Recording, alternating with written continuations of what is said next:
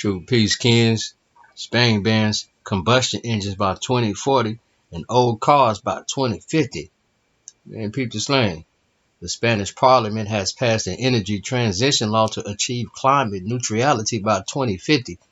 As of today, Spain has a climate law on the basis of which it can resolutely build a green, sustainable, just future with prosperity for all, said Spain's Prime Minister Pedro Sanchez on Thursday.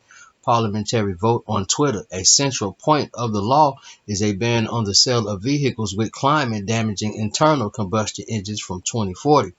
Worse still, all combustion engines cars will be banned from even driving after 2050. By 2023, at the latest, all Spanish cities with more than 50,000 inhabitants must set up zones in which the traffic of particularly climate-damaging vehicles are restricted.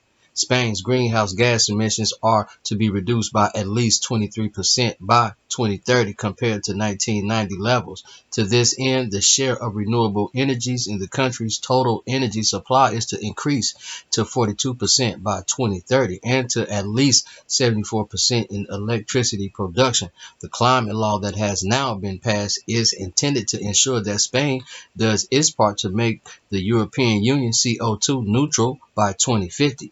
Madrid had already committed itself to the EU in January 2020 with the aim of a 23% greenhouse gas reduction by 2030.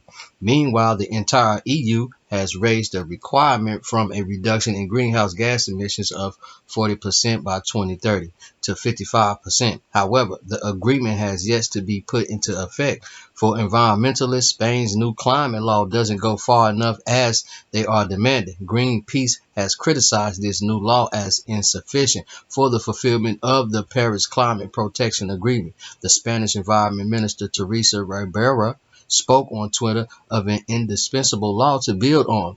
At the same time, she admitted that Spain could have passed such a law 10 years ago. Man, peep to Spain.